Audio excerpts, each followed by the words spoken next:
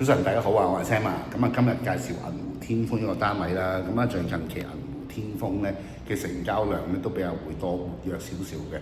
咁啊，尤其是兩房啦。咁啊，喺舊年嘅2025年咧，大概10月份度啦，成交大概700零萬左緊。咁亦都已經回升翻去85啊、86啊、84啊呢啲咁嘅價錢㗎啦。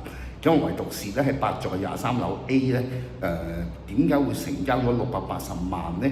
因為其實喺22樓佢係一個空宅，咁啊22樓因為曾經事故單位亦跳咗落去樓下5樓平台度啦，咁啊連累到23樓 A 咧個股價就有啲低，咁亦都好成功680萬出售。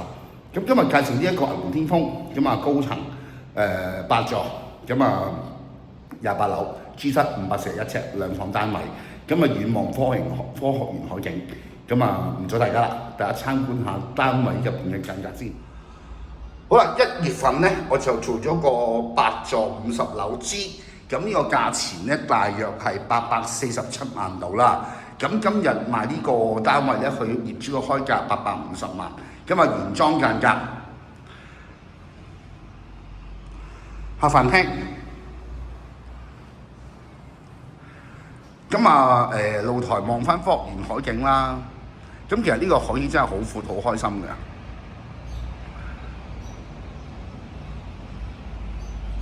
因為銀湖天峰嘅兩房單位其實都唔係真係太多鎖匙盤可以睇到。咁我哋由露台望下客飯廳，成間屋都係原發展商交樓標準啦。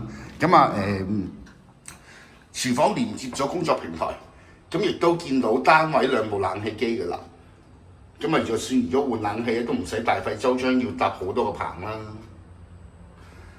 咁啊，原裝發展商嘅爐頭啦、灶頭啊、雪櫃換咗，廚櫃都係發展商交樓標準。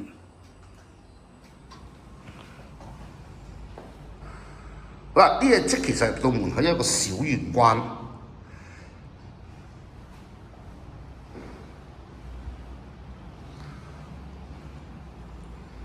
洗手間、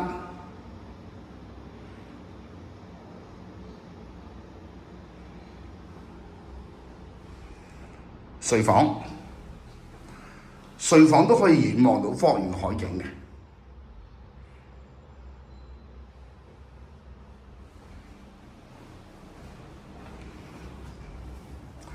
主人房